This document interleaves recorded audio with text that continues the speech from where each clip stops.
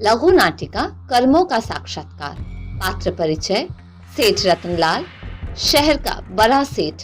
छज्जू और रज्जू सेठ के परिचित। सेठ जी के 2 बेटे, 2 बहुएं, एक पोता, एक नौकर माणिकलाल, एक ज्ञानी भाई धर्मराज, धर्मराज के 2 सेवक चित्रगुप्त। सेठ रतनलाल जी अपने मकान के बरामदे में चिंतामग्न स्थिति में टहल रहे हैं। माणिकलाल: सेठ जी राम राम। आइए ना, ठंडी हवा में सैर भी हो जाएगी, कुछ पुण्य का खाता भी जमा हो जाएगा। मेरे साथ आश्रम चलिए ना।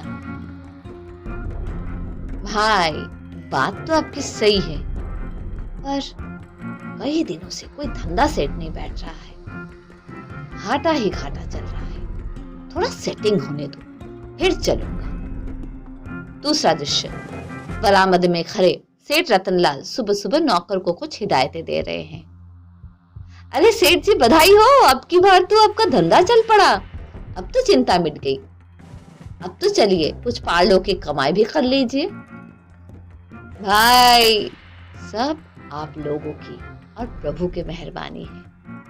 धंधा चल तो पड़ा है, पर थोड़ा जम जाने दो, फिर तो आप ही के साथ चलना है और करना क्या है। तीसरा दृश्य: सेठ रतनलाल अपनी नई कोठी के सामने बने बगीचे में कुर्सी पर बैठे बही खाते देख रहे हैं। सेठ जी, अब तो आपका धंधा जम गया। ऐसा जम गया कि कई पीढ़ियों का प्रबंध हो गया। अब तो आप भगवान के लिए कम से कम 1 घंटा तो निकालिए। भाई, क्या बताओ, धंधा इतना बढ़ गया है कि सांस लेने की भी फुर्सत नहीं। पहले थोड़ा टहल लिया करता था, अब तो सुबह सुबह ही वही बही खाते में उलझना पड़ता है। धंधा है तो ये सब करना ही पड़ता है। इसे छोड़ कैसे इधर उधर जा सकता हूँ। अजीब आदमी है। धंधा नहीं था तो भगवान के लिए फुर्सत नहीं, धंधा लग गया तो भी भगवान के लिए फुर्सत नहीं, और धंधा जम गया तो भी भगवान के लिए फुर्सत नहीं। चौथा दृश्य: कपड़े से ढका सेठ रतनलाल का शव उसकी कोठी के आंगन में पड़ा है। लोग अंतिम दर्शन की औपचारिकताएं पूरी कर रहे हैं। कोई कोई फूल अर्पित कर रहा है। छज्जू रज्जू के कान में: सेठ ने पिछले 5 साल में इतना कमाया कि अगले 10 पीढ़ियों का प्रबंध हो गया, पर था बड़ा कंजूस, कभी ईश्वर अर्थ एक आना भी नहीं निकाला। रज्जू छज्जू के कान में: नहीं लगाया तो साथ में तो लेकर नहीं गया, इसी धरती पर से इकट्ठा किया और इसी धरती पे छोड़ दिया। अब बच्चे जो करे, सेठ कौन सा टोकने आने वाला है। दृश्य 5: धर्मराज का दरबार।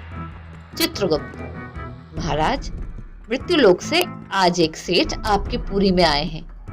कहो तो हाजिर करूं? अवश्य अवश्य। 2 सेवक सेठ जी को सूक्ष्म काया में लेकर आते हैं। कहो सेठ, क्या कमा कर लाए? हम हर एक आत्मा से ये आशा करते हैं कि वो साकार दुनिया के रंगमंच पर जाए तो पुण्य की कमाई से हाथ भरतू करके लौटे। कहो, क्या कमाई करके लाए? महाराज, 2 कोठियां, 10 करोड़ नगद बैंक में, 40 किलो चांदी, 5 किलो सोना, 10-10 लाख के 5 प्लॉट, 2 फैक्ट्रियां, बस यही सब कमाया। सेठ जी, वो तो सब नीचे रह गया, आपके साथ क्या आया? इस समय आपके मुट्ठी में क्या है? सेठ जी हाथ मलता है, इधर उधर झांकता है। महाराज, मैं तो सब बच्चों के लिए छोड़ आया, क्या उसका कोई पुण्य नहीं है? चित्रगुप्त बीच में: महाराज, ये देखिए सेठ जी का कर्म खाता। देसी घी में मिलावट, राशन में मिलावट, नकली माल के असली दाम, अमतोल और करचोरी। सेठ जी, ये सब आपने किए, अपने हाथों किए। महाराज, किए तो मैंने, पर इनका लाभ तो मैंने नहीं लिया। मैंने तो सारा जीवन सीधी सादी धोती कुर्ता पहना है। खाना भी कभी खाया, कभी नहीं खाया, नींद भी कभी नहीं की, और मैंने तो 12 और 14 घंटे की दुकान की ड्यूटी बजाई, पर जो कमाया वो अपने पर तो नहीं लगाया। सेठ जी, जिसके हाथों कर्म होते हैं, जिम्मेवार तो उसी को माना जाएगा, फल भी वही पाएगा। सेठ जी, फल तो आपको मिलेगा ही, दूसरी बात, ऐसे कर्मों से प्राप्त लाभ भी कोई भले में थोड़ी लगता है। चोरी का धन मोरी में ही तो जाता है। विश्वास ना हो तो नीचे झांक कर देख लीजिए। दृश्य 6, सेठ जी की कोठी के अंदर का दृश्य। बड़ी बहू बड़े कमरे का ताला लगा रही है, छोटी बहू चाबी छीनने की कोशिश कर रही है। बड़े लड़के के हाथ में कुछ कागजात है, जिन्हें लेने के लिए छोटा लड़का लपक रहा है। इसी छीना झपटी में एक कागज फटकर नाली में गिरा है। वो किसी प्लॉट की रजिस्ट्री का कागज है। प्लॉट की कीमत 10 लाख है। कागज के फटने से इसकी मिल्कियत खतरे में पड़ गई है, पर अब भी दोनों का झगड़ा और तू में जारी है। बड़ा पोता अभी शराब के नशे में झूमता हुआ अंदर घुसा है, पर उसकी तरफ किसी का ध्यान नहीं है। हाय, इस प्लॉट को लेने में मैंने महीने भर का चैन, भोजन और नींद पूरी गवा दी थी। इसका ये हश्र। सेठ जी, आपकी मुट्ठी पुण्य से तो खाली है, पर पाप से कमाए धन के पाप का भार आप पर ही है, और पाप का जो धन आप नीचे छोड़ाए हैं, उनके कारण आपके पुत्र जो कुकर्म करेंगे, उसके पाप का कुछ हिस्सा भी ब्याज के रूप में आपको मिलता रहेगा, क्योंकि ना आप पाप कमाई करते और ना वो उसे कमाई को पाप में लगाते। महाराज, एक बार मुझे नीचे जाने की इजाजत दे दो, मैं कुछ तो दान पुण्य में लगाऊं।